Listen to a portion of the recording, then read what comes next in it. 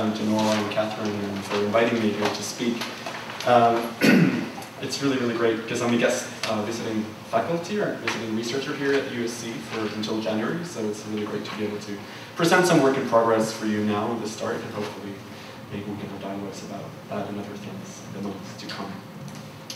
So as Amelia said, I've been working on contemporary artists, both visual artists and performance artists, who's been dealing with, from queer and feminist and anti-racist perspectives, who's been dealing with what I've been terming, or what I've termed unfinished histories of injustice for the last couple of years, including artists who've been dealing with the AIDS crisis as an ongoing unfinished issue, questions of institutional homophobia, and the effects and narratives of this notion that we know when something is history and when something is over and done with.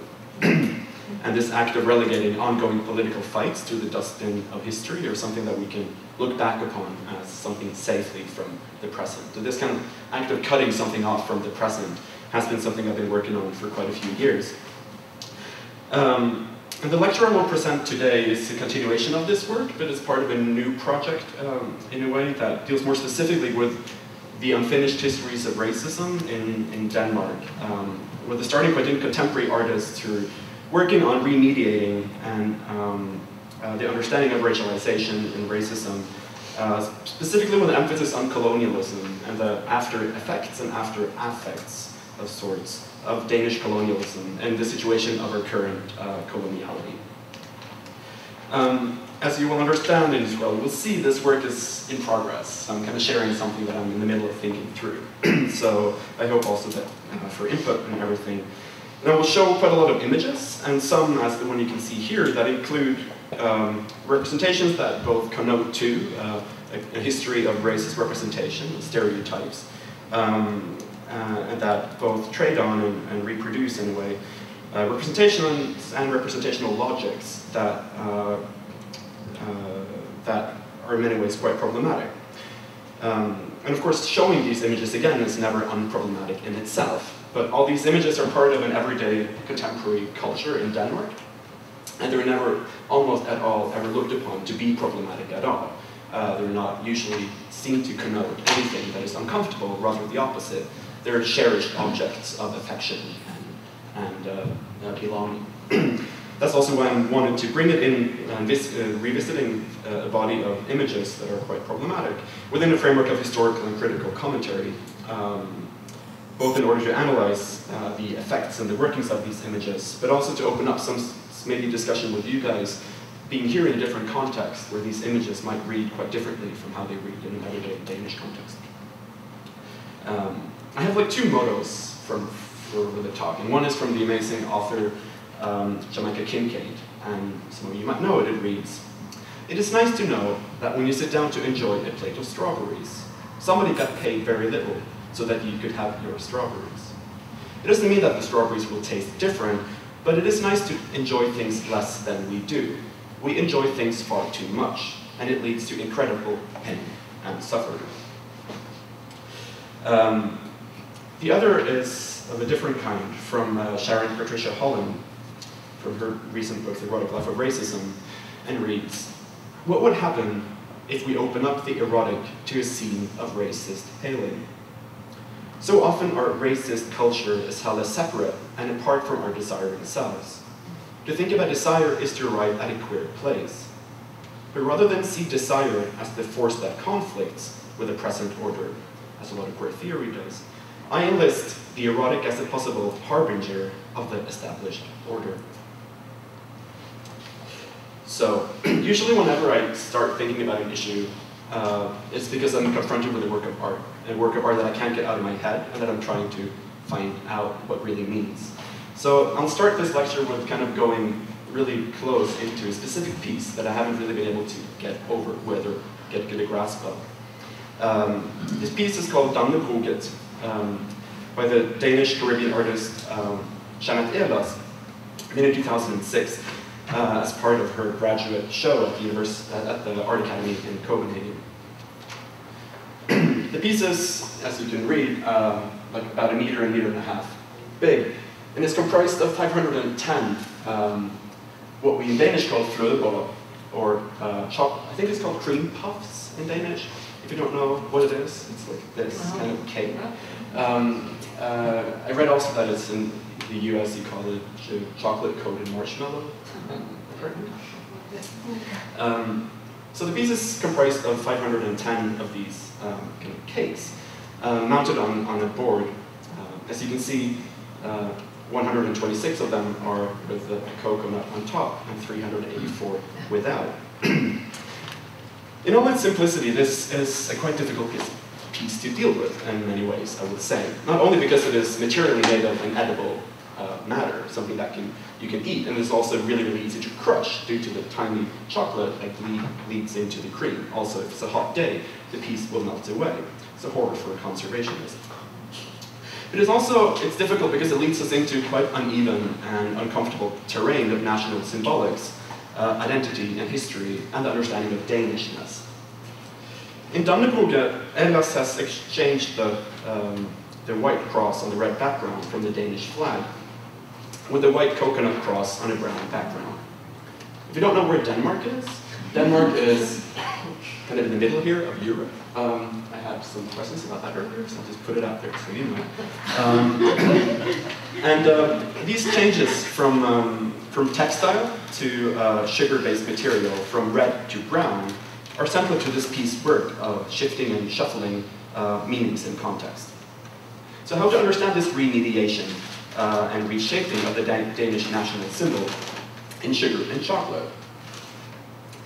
When I was revisiting this specific piece today before this talk, I couldn't help to see something new in this piece. I couldn't help but see it as comprised of small white entities, small kind of white bodies covered in brown, as an image of the shift from the red color of socialism to the kind of normalization and naturalization of the brown shirt fascist political ideology and logics that has taken hold in Denmark and parts of Europe over the last 15 years or so. And that seemed to have reached a really new intensity as of late with the crisis of refugees and migrants that are trying to get to Europe from Syria and Northern Africa. And where EU countries, such as Denmark in particular, has had and keeps having a quite horrific, ignorant, racist, self-servient, and unsolidaric racist political response. Reading today's Danish newspapers, I found images like this on the back here, like from the tabloid. Now they are here. The refugee train is rolling into Denmark. The police say, don't contact them. Danish People's Party, the right-wing party that is the support for the government, says, close the border now. Another reportage I read this morning is from this journalists who are following a group of 200 migrants who are trying to walk through Denmark to Sweden to get asylum there because they don't want to get asylum in Denmark or try to apply for asylum because Denmark is such a horrible country to be in right now. And the photographer is catching an image of a white man spitting down on the migrants walking below. These images are quite horrific, but it says something about the political atmosphere right now, which makes this turn from a red flag to a brown flag, to me, to also signify a certain, or I just couldn't help but thinking about this, because this is happening as we speak. Of course, it is easy when confronted with these kind of images to think about this one person as a particular horrible guy, like a bad apple, so to speak. But I don't know if you've read the US newspapers, but it's become a quite big deal, like how Denmark yesterday put out advertisements in international newspapers, specifically also in Lebanon and other places where there are major amounts of migrants, to keep asylum seekers out of Denmark because they don't. This is how the ad from the Danish Immigration Service that has, as they write, decided to tighten regulations and cut the social benefits for migrants and refugees with 50%, that they just want to share with the world in order for people not to seek it, to go to Denmark. Of course, there is also a lot of resistance happening in Denmark. I'm not going to deny that, but it is, and this piece, an old piece by Superflex, a Danish art group that had this poster that's been circulating. Foreigners, please don't leave us alone with the Danes. And it also still echoes. Do you want the light on? Yeah, it depends if you can see. I don't mind having the light down. Is that okay? That's better. But anyway, this is not necessarily the only way to read this piece. And if we return to it, The choice of making the Danish flag in this particular cake, the fløtebolle, also can read as a comment to the quite racist nickname of this particular cake in Denmark, which has been one of Denmark's most famous and popular cakes over the last 150 years. The cake was supposedly invented by a factory called Elviras Minde in Denmark in around 1880s. And this factory still produces about 450 million of this cake each year. And the cake was originally promoted, and that's the name of the cake, originally called Negerkiss, or the end kiss, in the 1880s. Later they changed it to Sambu, which was the name of this cake until 1988. When, because of this company exporting this cake to such a large degree, almost, I think, 75% of the production is exported to internationally. International recipients complained that this name, Sambu, and the visual imagery they used was racist, so they changed it to Samba, as the director said, could only Brazil instead of Africa, which made it less problematic. So making the Danish flag in a popular cake known through and from its racial slur that sticks to it, that a lot of people insist on using today still, that is really being used a lot. Specific people use this racial slur of the cake also as a way to insist on the freedom of speech today. Give attention to how Danishness gets constituted through forms of inclusion and exclusions, where the power to objectify or name and consume and enjoy the taste of others makes up part of the texture, so to speak, of Danish identity. So the flag stands in short as kind of an example of what forms of belonging are made impossible or possible within the workings of what Sharon Patricia Holland calls quotidian racist practice. And I've been thinking a lot about her notion that she writes at the start of this book, how racism requires one to participate in what I would call a project of belonging, if the work of producing racial differences is to reach fruition. Making a Danish flag in this cake that has so sticky with racist connotations, to me also connotes something of how racism as a mode, or how racism gets produced through modes of belonging, as a project of belonging. That is also part of the title of the stickiness in my title. I'll return to that in a moment. But there is also a different reading of Danbolt available, namely one that takes a starting point in the material itself of this particular cake and this piece. Because by remediating the national Danish flag in sugar and chocolate, which is the main ingredients of this, products that were so central to Danish colonial trade, the work also invites us to consider the relationship between the history of Danish modernity and Denmark's history as a colonial power. The white cross on the brown background then reads in this light as an illustration, so to speak, of how Denmark's economy and identity as a modern nation has happened on the background of the dependency of enslaved brown and black bodies, bought and sold as slaves by Danish and other European traders to Danish plantations in the Caribbean, where they worked and died in order for the rich white Danes to enjoy the taste of wealth and power. The material of this particular flag, then, is in short, points to the role of colonialism in establishing and fostering what one with the increase might term the Danish culture of refinement. Pointing then not only to the refinement of sugar from the colonies, but also how money from the colonial trade has been fundamental to the refinement of Danish modernity in terms of art, culture, and also the economic modern modernity, so to speak. Went to the Getty the other day and saw this kind of figurine that also kind of points to that specific history of how sugar and the pleasure of sugar and what that has done in the 19th and 18th century. So now some of you might think, like, wait, did Denmark even have colonies, or what colonies did Denmark have? And this is not really a dumb question at all, given that a lot of people living in Denmark, but also people living close to Denmark. I'm from Norway, who was under Denmark for many years until 1814, has never really heard about Danish colonialism in the first place. It is not really something that is talked a lot about, which brings me to the kind of final, or one of the final ways to think through an analysis of this piece, which starts with the title. So the title is Danbolt, which is a play on the name of the Danish flag, Danbolt. But broget, by adding on et, making the flag into a new word, broget in Danish means, translated to English, mixed or model or variegated. So what Jeanette Evas here does, also in the title of the piece, is to highlight and break out of this understanding of Denmark as a homogeneous country. Over the last couple of years, and because I've been doing a lot of work on asylum activism, I've been kind of collecting an archive of statements in the newspapers when people talk about how Denmark has been a homogeneous country until now the current migrant crisis is happening. And time again, we encounter in the present this understanding of Danish homogeneity as this has been a homogeneous country. From left-wing to right-wing people, we hear this understanding and narrative of Denmark as a homogeneous country. Take, for instance, like here, a left-wing, the Secretary General of KFUM and KFUK, who wrote, in the defense to get more foreigners into the country, he writes, culturally, there has been a great homogeneity in the Danish population for over 1,000 years. We have looked the same, spoken the same language, lived in the same country, believed in the same, thought the same thoughts. We have to a large degree functioned as a tribe. And this didn't change after 1864, when we became a small nation, alluding to Denmark's war against Germany.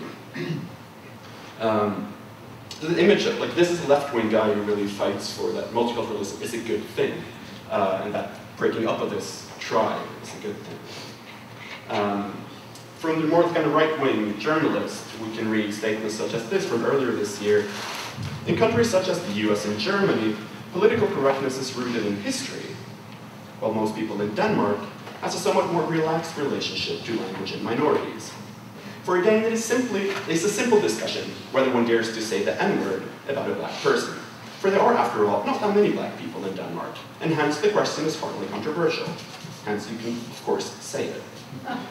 We are a homogeneous nation, and for sure, yes, in the past we were a major player in the transatlantic slave trade to the American continent, when Danish ships were in constant movement between Africa and the West Indian Islands and Cuba with slaves.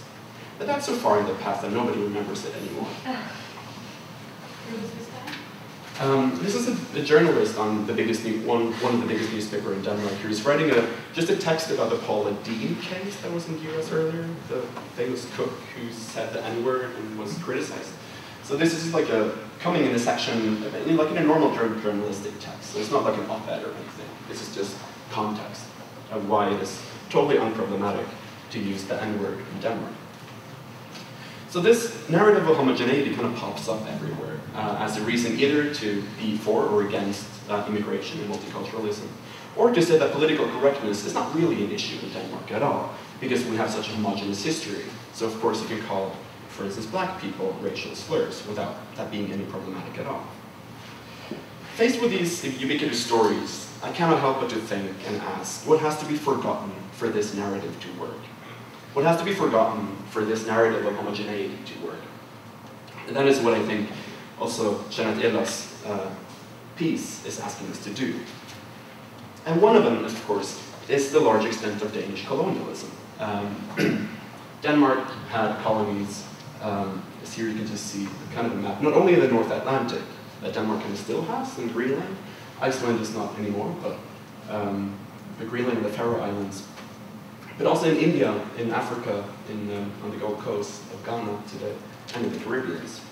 In India, Denmark had kind of three colonial important positions. Tranquebar from 1620, Sevampur of Frederiksnabure, and also the Nicobar Islands, which are behind this node, where Denmark had big forts, and it was extremely important trading ports, and there are still, of course, big parts of this left.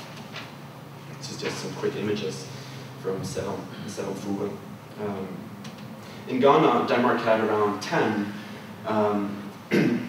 slave forts or slave ports from the 1658 and onwards. Most famous is probably Fort Christiansborg, which is today the Usu Castle, where the Ghanaian government has had their presidential palace today. And of course, the Caribbean islands of St. Croix, St. Thomas, and St. John, the Denmark took over in First in 1672 with St. Thomas, then St. John in 1718, and St. Kreutz in 1733.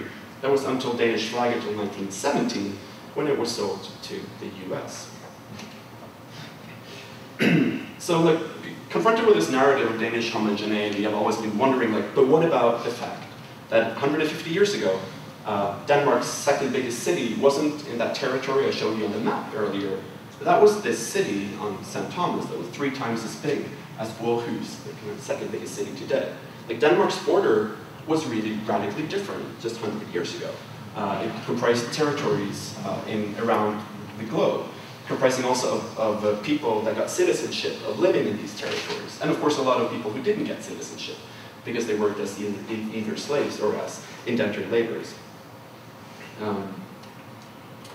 So now, like, you might also wonder, like, but why at all talk about this Danish things here in LA? Which is not an irrelevant question, of course. But I've been really inspired as of late of reading Lisa Lowe's book and what she calls the intimacies of 4 continents, where she also writes about what to quote her, there is a scarce attention to the relationship between the matters classified within distinct stories, the organization of the archives, discouraged links between settler colonialism in North America and the West Indies, and the African trade, or as a correlation of the East Indies and China trades and the rise of the European bourgeois. Because as you probably maybe have understood by now, of course we have a quite strong link between Denmark and the US in terms of colonialism, because Denmark sold its Caribbean colonies to the US in 1917, which is what is now comprised as the US Virgin Islands that used to be under Danish colonial rule until they were sold to the US. And there are a lot of things to be said about this. And I bring it in, and I think this particular flag that Jeanette Ehlers has made is interesting in this regard, because it really does also kind of complicate, or asks us to complicate, this simplicity, this simple narrative of homogeneity that so many different journalists, politicians, activists, and others use. And it also complicates the easiness, which, as this journalist who said that, you know, well, yeah, we had colonies, we had slaves, but that is forgotten in the past. This easy way that racism is either always mapped in a Danish context on something that happens in the US, that never happens in Denmark. It happens in Germany or the US, but never at home. Or it happens in the past. So this kind of cutting off of racism, or the issue of racism, as something that always happens geographically somewhere else, or temporarily in the past, is something that I think Jeanette Ehlers' piece, by making an image of the Danish flag to be bruget, to be mixed, and to be then opens up to really argue, or to ask us to think about the stickiness of these histories, and what histories stick to a flag and to a nation, and what doesn't. And it then breaks out of this long tradition of Danish exceptionalism pertaining questions of, for instance, racism, where Denmark never really needs to deal with anything, because it's always better and different than anybody else. So it asks us, I think, this piece, to really think about the intimacies of not only the continents, but also the intimacies and the connection and connectivities towards different histories. Of course, in the US context, the Virgin Islands, as you know here today, is still like the way the rhetoric around that. Just found this commercial the other day, American Islands, that says, paradise isn't lost. So of course this whole way of thinking about this kind of specifically sexual, virginal understanding of territorialism, that you can go to an island and still kind of explore it, is of course present also in the US visual culture and understanding of the Virgin Islands as part of commodity or advertising strategies. And but even though Denmark has sold these islands, it doesn't prevent Danish companies to use the same kind of sexist rhetoric of today. Like now, just from this summer, I just took some pictures from the newspaper where you can see, you know, ads for the Danish West Indian Islands that are still called in Denmark, where it promises a fantastic Caribbean beach vacation and exciting Danish history. Or here in this other, live your Caribbean dream and feel the breeze from colonial times, as something that you would like to do. So even though Denmark's history as a slave nation might tend to be kind of selectively forgotten, as implied by the quote earlier, Denmark's history as a colonial power isn't forgotten in the main public sphere, just very selectively remembered. It's part of the things that enables us to think of this as something that's a paradise that is lost, that we can go back to and explore once more and once again. As the artist Nana de Boisboul shows in her piece from the guidebook, that is comprised of just text from a contemporary guidebook of the Danish West Indies over a still video image. Where it reads, from the start of the book, we will be referring to the islands as the Danish West Indies. The friendliness concerning the Danish past is apparent, also at an official level. We must have done something right.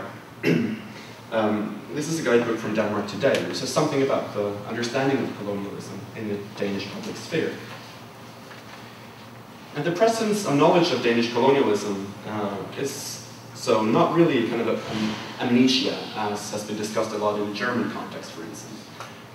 Instead, it is the history of colonialism surfaces in a number of cultural texts, a lot of commercials, but also in popular films, such as Peter von Scholten, the quite famous film from 1989, and now this summer, a film called Gold Coast that is soon coming to the US, and we can talk about that. That's another lecture.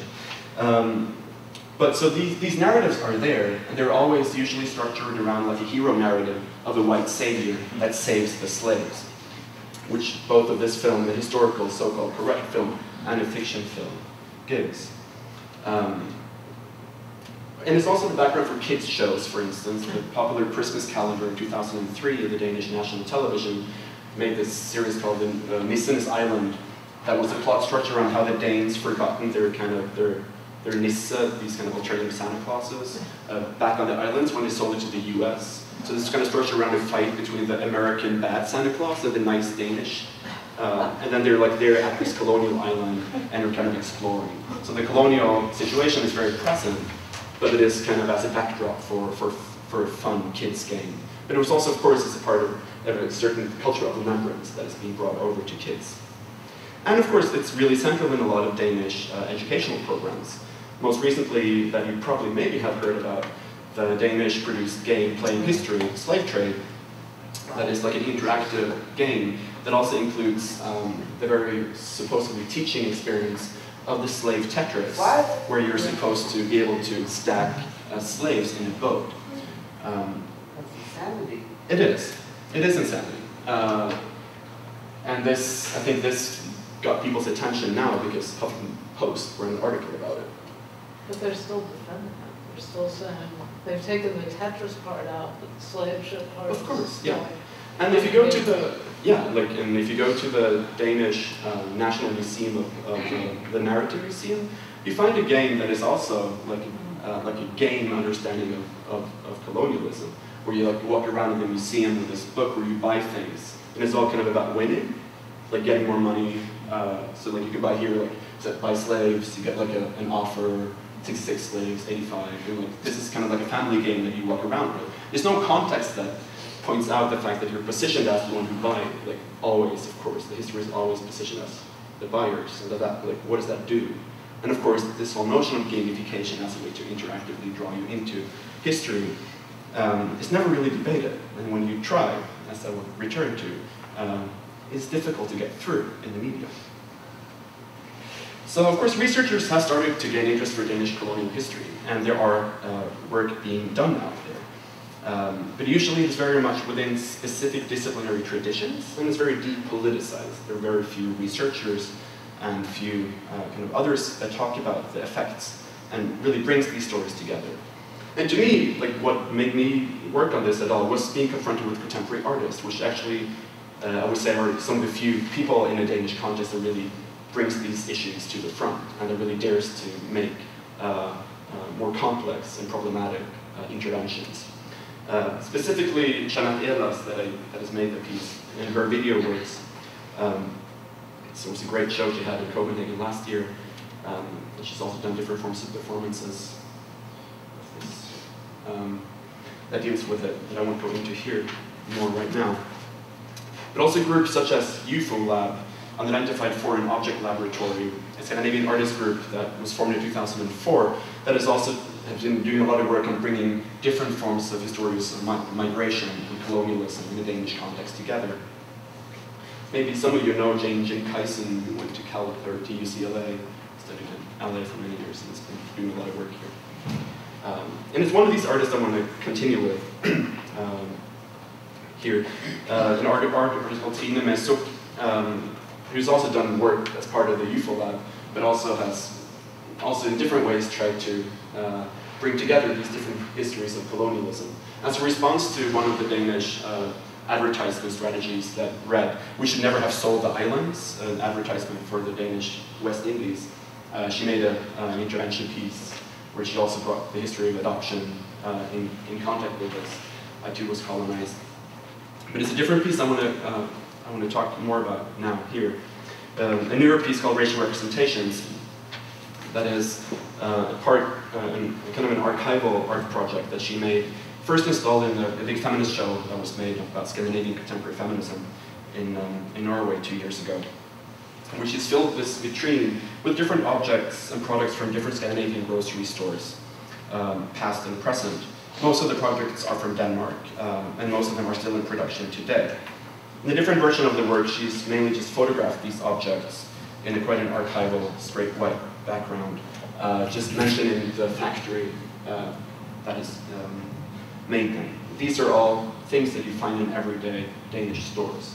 This is a conservational product that you use when you make jam or other things, when you need to conserve something. This is just a cocoa powder, vanilla, and vanilla sugar, and coffee, instant coffee.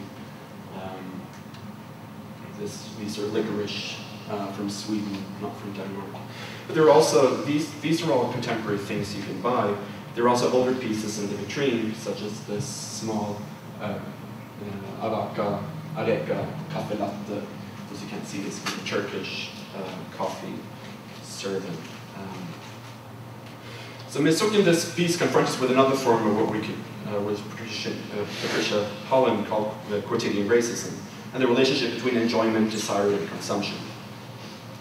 And this piece specifically leaves these objects uncommented, but it brings it out of the context where you usually see them. These are just some pictures I took in a store in Denmark this spring, and ask us to really look at these pictures, because in a Danish context, people don't usually see these images. They're so well known that we don't necessarily look at them and what they're showing us. Mesuk's mixture of old and new objects highlight also the continuation of how these images have been in use for a long time.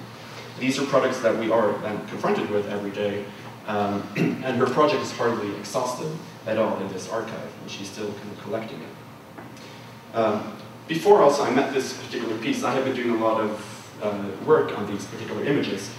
Just after I moved to Denmark 10 years ago, I was also really, I was so struck by seeing these objects every day, and I was wondering, how come these images can be present today?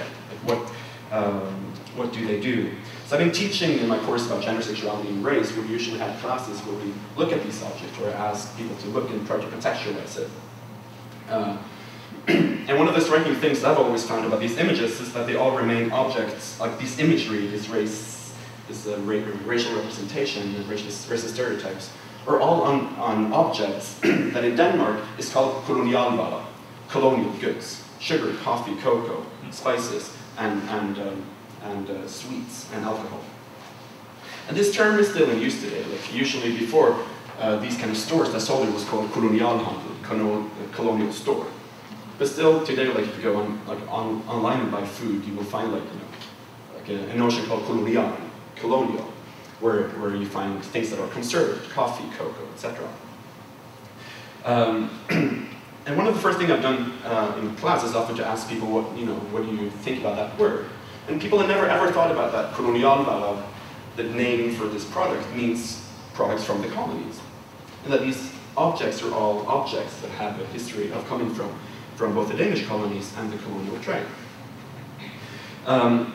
So I've been usually trying to put these images in the context of what I would call the history of colonial aesthetic. which is histories of how visual imagery had been used to produce and reproduce and distribute and disseminate a specific understanding of difference, of racialized difference. So we've been reading books like Anne McClintock, that probably many of you know, from Imperial Leather, her essay Soft Soaking Empire, where she writes about this, what she called commodity racism and this imperial kitsch as a consumer spectacle that could package, market, and distribute evolutionary racism on a hitherto unimaginable scale. No pre-existing form of organized racism had ever before been able to reach so large and so differentiated a mass of the populace, as she talks about in her book. We've been reading stuff like that. We've been reading also kind of how a Danish author, Danbolt, who studied the connection, the history of connection between commodity culture and colonial culture, and his argument of how the role of the colonies, and this is in a Danish context, was enormous and influenced all elements of culture. And I've been trying to, we've gone back and read novels such as Henrik Heft's, who's written a book called The Free Color from 1836, where he has a quite striking quote at the start of the book that says, "In Denmark, the West Indian colonies were the glue that continuously worked to sustain the interest for the New World.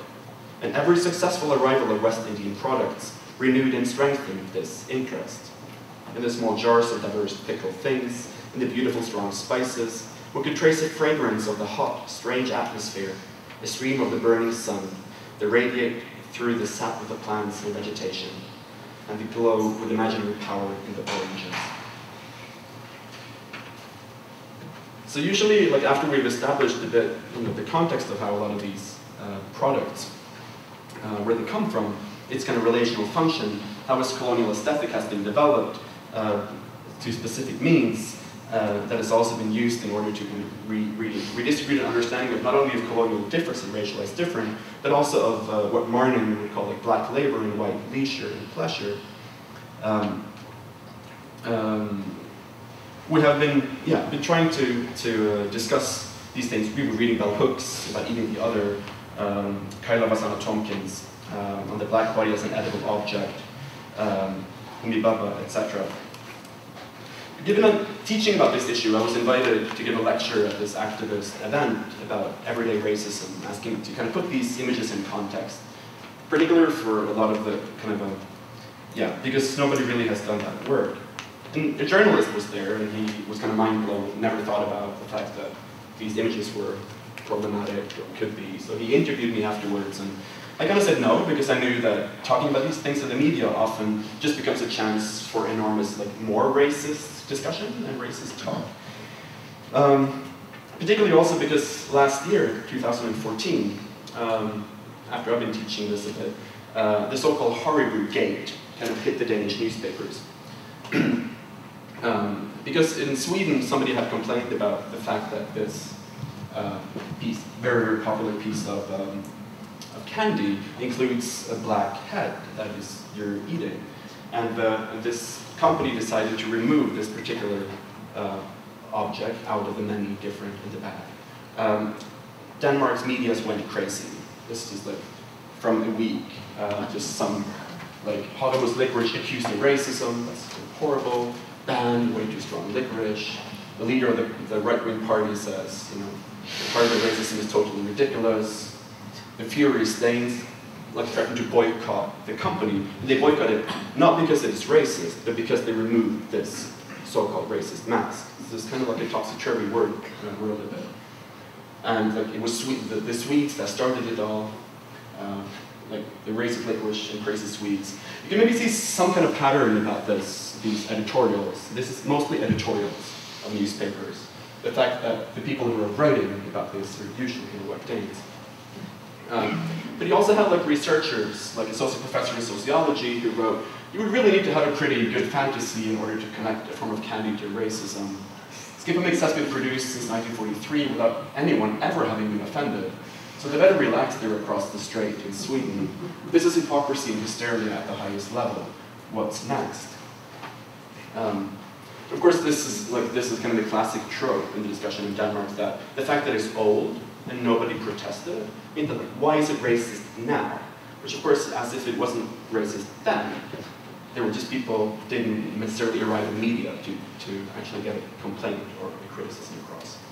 The current Liberal politician, but who is now the new educational minister of higher education in Denmark, like my boss, basically, went out in response to this and said that he will no longer call Africans black.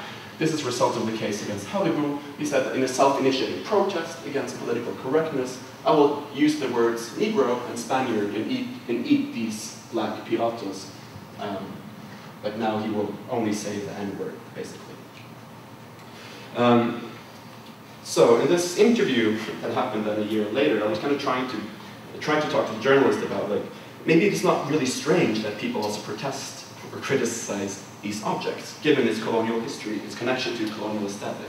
It also have, for instance, in this tiny bag, tells the story of Denmark's investment in transatlantic slave trade in one little box. If you look at this image, we see, it's called skipper mix, like the captain mix. You have a white captain standing jolly on his boat, and you can see like the water there. Inside the bag is kind of what's inside his boat. And what do we find there? Yes, we find guns, gold coins, and black hats, which is kind of everything that connects, like the whole triangular trade in one box. So then, as you probably can't see, as the happy world of Hollywood. So I was trying to just talk to the journalists that about, you know, what kind of happy world is this? For whom is this a happy world? And given that it's quite striking that, you know, this narrative can be a popular narrative that nobody ever talks about as a problematic issue.